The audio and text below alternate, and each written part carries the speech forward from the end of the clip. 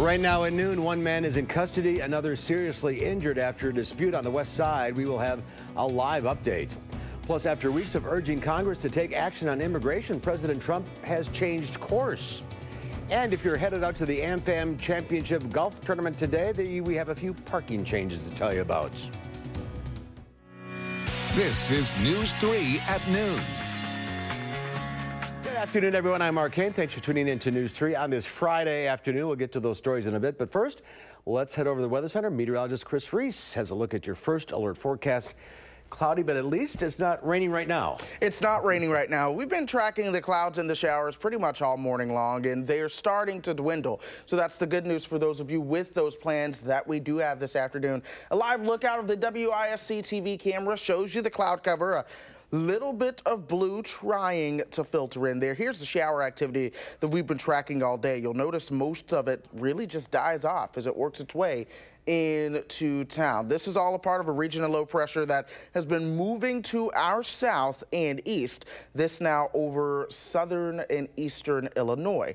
As of now, we'll zoom out. You can actually see the swirl in the showers. Here's that center of low pressure for reference, and the shower activity really just kind of swirling back to the west around that region. That's also where temperatures are cooler, where you have a lot of the cloud cover. So we're at 69 here in Madison. You go up towards International Falls, the temperature is 82 degrees. That is because they have seen a whole lot more sunshine than we have over the past couple of days, and that sunshine has allowed their temperatures to become a whole lot warmer than we've seen here. But temperatures will top out right around the low 70s this afternoon before cooling back down into the mid 50s mark tonight. But we will be tracking sunshine for your Saturday. That's the good news. A lot of folks will have weekend plans. We'll talk about how they can achieve those.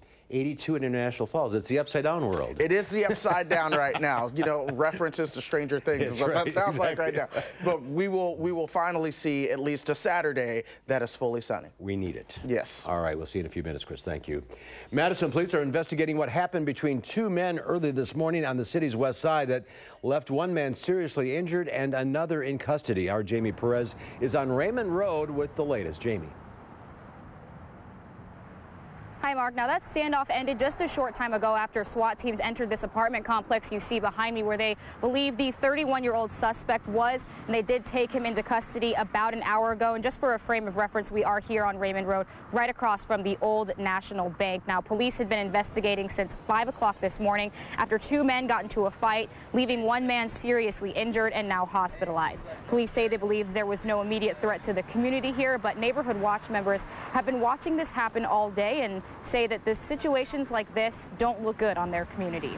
It's a constant trauma that our children get to see every day. When you have snipers in the corner, when you have constant police cars, when you have yellow tape each and every day, that's the narrative of our young community's life, and it's disgusting. Police also informed us just a short time ago that the reason it took so long to get the suspect out was because there was a chemical involved and they weren't sure what kind of danger it would pose to their officers and firefighters, so they did end up bringing in their hazmat team to help out. Now, the two men involved this morning are said to have known each other, but authorities still don't quite know the relationship between them, so we'll be sure to bring you that and more information as it becomes available. All right, Jamie Perez live for us on Raymond Road. Thank you. And police are looking for suspects who fired shots and caused another vehicle to crash into a building last night.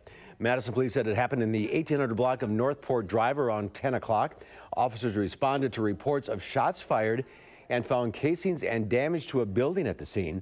Police found a vehicle nearby with significant damage and the victims, two men ages 24 and 21. The victims told officers that they were chased by a gold Crown Victoria and that the occupants of the vehicle fired rounds at them and hit their car. Police are still investigating. A Janesville man who fled from a traffic stop was arrested last night thanks to a canine officer and observant citizens. An officer initiated a traffic stop around 8:15 on a vehicle in the 1200 block of Menard Street. When the officer was approaching the vehicle, the driver sped away. The officer followed the vehicle and the driver later fled on foot. Janesville Canine Fred searched the area and, along with alert citizens, were able to locate the driver, 27-year-old Nathan Hebel. Officials say he was taken to the hospital for injuries that he suffered. Another Democratic candidate for governor has dropped out of the race. State Representative Dana Wash of Eau Claire announced today that he is ending his campaign and endorsing Tony Evers. His move comes after Milwaukee businessman Andy Groenick dropped out yesterday. Evers had a double-digit lead over 9 other challengers in the Marquette University Law School poll released on Wednesday. Wash says that his announcement that he will continue to work to defeat Republican Governor Scott Walker, who's seeking a 3rd term. Confusion reigns in the wake of President Trump's executive order to keep families who cross the border together. CBS's Angelica Alvarez reports from Capitol Hill. Have a lot of happy people. It's been 2 days since President Trump signed an executive order to keep children with their parents who cross the border illegally. Details of implementing the change are still being worked out, including where those families will stay. Another pressing question, how the roughly 2,300 children recently separated will be reunited with their families. The White House says so far about 500 kids have been returned to their parents. One of those reunions took place this morning at the Baltimore-Washington Airport in Maryland. Beata Mejia's 7-year-old son was taken from her in May after they arrived from Guatemala. She sued to regain custody, and the Justice Department agreed to release the boy. After weeks of urging congressional Republicans to take action on immigration, President Trump is changing course and advising them to forget about immigration reform for now. On Friday morning, the president tweeted, Republicans should stop wasting their time on immigration until after we elect more senators and congressmen/women in November. Dems are just playing games, have no intention of doing anything to solve this decades-old problem. We can pass great legislation after the red wave. The bill is not passed. The president's comments come after 2 GOP immigration bills faced trouble in the House. A hardline conservative bill failed, while a vote on a compromise measure was postponed until next week. Angelica Alvarez, CBS News, Capitol Hill. And President Trump's executive order on immigration is set to expire in mid-July. The European Union is slapping new taxes on billions of dollars worth of U.S. goods in retaliation for President Trump's steep tariffs on European steel and aluminum. The new 25% import duty targets products made in Republican strongholds, including orange juice from Florida and bourbon from Kentucky. America's iconic Harley-Davidson motorcycles are also being hit. Our rainy week is leading to parking changes at the American Family Insurance Golf Championship. Grass lots at University Ridge are closed for today. People are encouraged to park at Verona High School and Badger Ridge Middle School. And if these lots get full, park at the Redden Soccer Complex. Shuttles will drop people off at the front gate of the tournament. This parking plan is in effect for today only. Parking plans for the rest of the tournament will be announced at end of play today. There's more to come on News 3 at noon. I'm next. We'll see what Howard's working on in the Mr. Food Test Kitchen. What do you put in your baked beans? It all depends on what part of the country you're from. Join us and we'll show you a few options.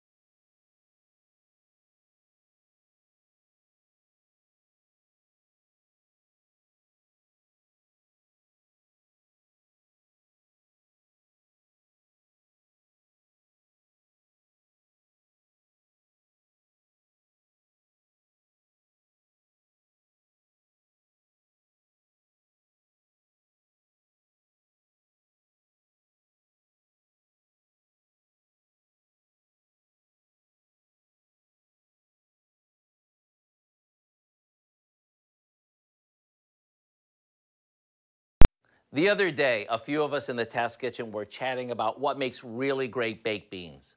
And as you can imagine, everyone seems to have their own opinion, which kind of varied based on where they grew up. For me, since my parents grew up in Boston, as a kid, I only knew about Boston baked beans. What makes these so unique is that they use navy beans simmered in a sauce accented with salt pork and molasses. Callie, on the other hand, grew up with baked beans that started with tomato or sometimes barbecue sauce that was sweetened with brown sugar and had bacon in it. Well, after lots of discussion, we decided that today we're gonna make them Southern style. All we have to do is combine some canned kidney and cannellini beans that we've rinsed and drained, along with some chili sauce, ketchup, chopped onion, brown sugar, and a bit of mustard. After this is mixed well, we spoon it into a baking dish and let it simmer in the oven until it gets all thick and bubbly. What sets this apart from other baked beans is the combo of the brown sugar with the chili sauce. So right after the news, why don't you go online and get the recipe for our Southern baked beans so you can taste test these against the ones you grew up with. I'm Howard with Kelly in the Mr. Food Test Kitchen, where today we found a bubbling hot way for you to say, ooh, it's so good. It's hot, don't burn yourself.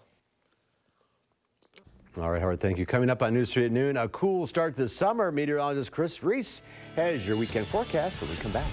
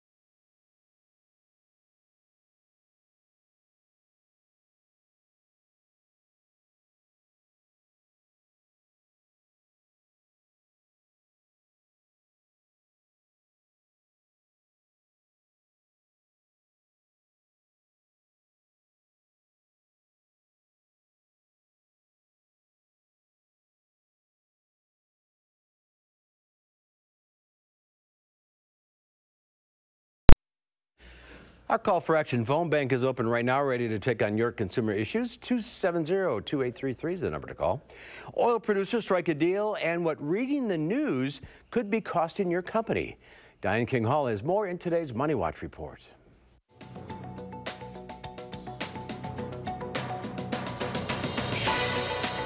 Here on Wall Street, stocks rose this Friday amid some bargain hunting, but stocks are still on track to end the week in the red. Markets have been under pressure most of the week amid concerns over the impact of global trade tariffs. Major oil producers met in Vienna Friday and agreed to boost global output. OPEC says it is increasing crude oil supplies by 1%, or roughly 1 million barrels per day. The U.S., China, and India urged OPEC to release more supplies to prevent a deficit. OPEC had previously cut supplies because of a global surplus. UPS strikes a deal with the Teamsters Union. The shipping giant reached a 5-year agreement with the union that covers full-time and part-time workers. The contract includes pay increases and could pave the way for Sunday delivery. The deal is still subject to a vote. UPS union members had authorized a strike if negotiations broke down. Alarming headlines come at a cost. According to Challenger Gray and Christmas, upsetting news costs U.S. companies more than $43 million a minute. That's based on the time employees spend reading and discussing current events. Workers on average spend at least 19 minutes a day reading the news. And that's your CBS Money Watch report. For more, head to cbsmoneywatch.com. At the New York Stock Exchange, I'm Diane King Hall. Diane, thank you. The Dow Industrial is up 163 points at the noon hour. The NASDAQ down 10. Let's check in now with Q106 Farm Director Pam Yankee. You know, they pay me to read the news. I was just going to say, they're trying to put us out of business. What is she talking about? Yeah. No, I didn't realize that there was that much time, though. Some of us probably more of a news junkie situation than others. But yeah, it's 19 minutes a day, they say. Yeah, something like that. Keep it coming. Sorry. Keep us, like you say. I don't intend to retire anytime soon, so keep it coming. Keep it coming. We're keeping the international news coming today, Mark, as far as our grain trade and livestock are concerned. The news this morning was that our U.S. soybean exports are pacing at 100% of what the U.S. Department of Agriculture had projected. The news driver today is that it looks like we are going to see an increase in the amount of biodiesel. Sometimes soy-based biodiesel use here in the United States could be up, I believe, by about as much as 3% for 2019. Now, that's kind of a shot in the arm to that side of the renewable fuels industry. So the soybeans are responding positively in Chicago. Corn and wheat, on the other hand, still a little bit of red ink. But that may not necessarily be as much about the international trade situation as it is about what's going on with weather. Although in Wisconsin, it may feel like we're in a petri dish sometimes. In reality, these aren't too bad as far as growing conditions for corn. Now, the wheat, we got to keep an eye on some of the quality issues that can be discovered. I just was talking to Dr. Damon Smith, our plant pathologist, and you got to be careful when it comes to managing some of the leaf diseases that can really strike and decimate our wheat. Today, barrel cheese in Chicago down 2.5 at $128.5. 40-pound block cheese down 0.5 at $149. Double A butter today unchanged, $2.29 a pound. Can't shake that. A quick reminder: Sunday is Breakfast on the Farm Day for my friends up in Fond du Lac County, so remember that. Hooray! WisconsinDairy.com can give you all the details and directions on any of the dairy events coming up near you. And I guess this weekend's kind of one of those weekends. Throw a jacket in, take along the boots, maybe an umbrella. Sunscreen? I don't know. Is that anything that we can think about? I think the sun is coming out eventually. Oh. Tomorrow. The sun will come up tomorrow. All right, Pam, have a great weekend. Have a good weekend. All right, Chris, sing along. That's right. The sun will come out tomorrow, as Andy says, but we do have more rain to get through tonight. It won't be as heavy as we've seen in the past couple of days, but we are tracking some showers right now. Most of those falling apart as they approach Dane County and points to the west. So a lot of the shower activity is well to our south and east. It continues to actually fall apart as the region of low pressure that has been supporting this shower and thunderstorm activity this morning works its way off to the south and east as well. Right now, the heaviest shower activity across southeastern Wisconsin right now. This is going to be back mainly south of Milwaukee and the I-94 corridor. We zoom out just a little bit. The heaviest shower activity has really been centered around Chicago, but even still, that has fallen apart over the past 3 hours. Speaking of to our south, that's where we've seen the heaviest rain over the past 24 hours as well. Some folks picking up more than 4 inches of rain, but for the most part, it's been anywhere between ½ inch and 2 inches of rain, really to our south. I was driving through Iowa yesterday, especially eastern Iowa. You could see a lot of those riverways were certainly swollen. Throughout the month of June, we have picked up more than our average amount of rainfall so far. We still have the last week of June to go through. The past 5 days, we have seen the clouds and rain. The hope is that tomorrow we get a lot of that out of here. Right now, it is cloudy and dreary across Madison. Temperatures are on the cooler side in the upper 60s right now. Dew points in the low 50s, so it does feel nice. We'll keep our temperatures into the low and mid 70s as we go into the afternoon and evening. It's warmer to the north. That's backwards to say, but it's warmer to the north. That is because they do have more sunshine as you work your way to the north. Here's a visible cloud track showing you how the cloud cover really begins to thin out the further north you go. That is certainly because that region of low pressure is to our south and east. In fact, you can see that on visible cloud track. Watch the swirl around that center of low pressure as it continues to push its way to the south and east. In doing so, high pressure will take over for us from the west as we go through your Saturday. That is going to mean more in the way of some sunshine. So the sun will come out tomorrow. We just have to get these clouds out of here first. We'll see temperatures top out in the 70s today. Clouds begin to thin out as we get you overnight. And into your Saturday morning, temperatures will be in the mid-50s. Then as we get you towards lunchtime tomorrow, low 70s, mid and upper 70s towards the afternoon and evening. But the good news is there is no rainfall that is expected. Temperature-wise, we do trend upward as we go through the next 10 days. 70 degrees this afternoon, breezy and cool. Any of those showers that do linger should begin to diminish. 80s by the time we get you towards Sunday. A slight chance of a shower or thunderstorm there that cannot be ruled out. 70s next week. Shower and thunderstorm chances return by the time we get you towards Tuesday and into Wednesday. Then we start to get more in the way of heat and humidity. Now, so far, it does not look as hot as what we just had last weekend, but we've got several days to track it there.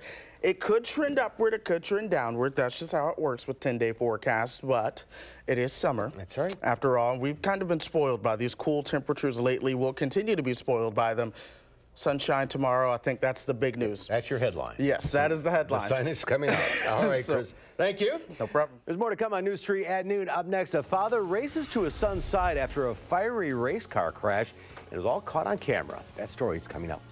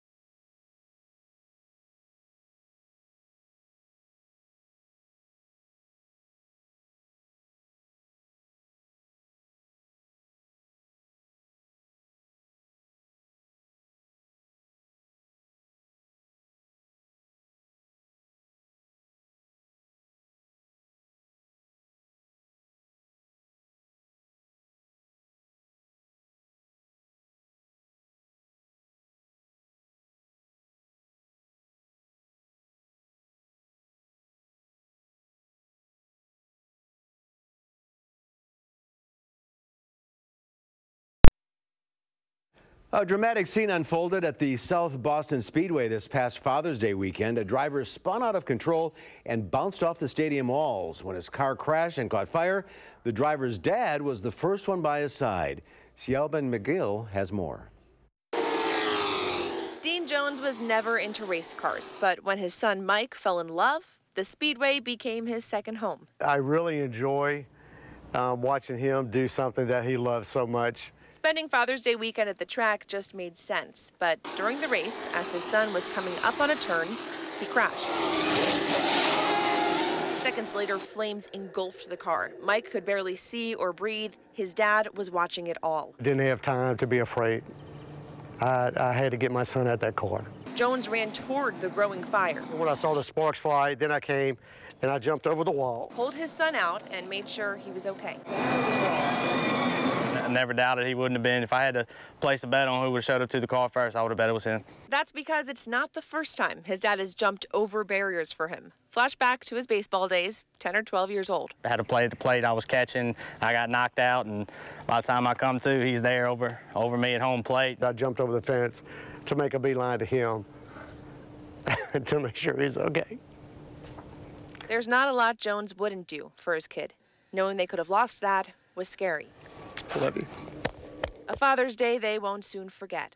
But for Jones, it's not really a one-day-a-year thing anyway. I'm just a dad. Just a dad helping my son. Jones's car is totaled, but he says he's ready to get back on the track as soon as they can rebuild. It's a parental love. That's yes, for sure. What a superhero there. Yeah, that was absolutely awesome. Jumping the walls. That's right. We're tracking some showers out there right now. Most of those showers are coming to an end. In terms of your zone forecast, most folks will see temperatures in the upper 60s and low 70s as we go throughout the day. Will be warmer across the north. All right, we'll see you back here at 4. Thanks for watching.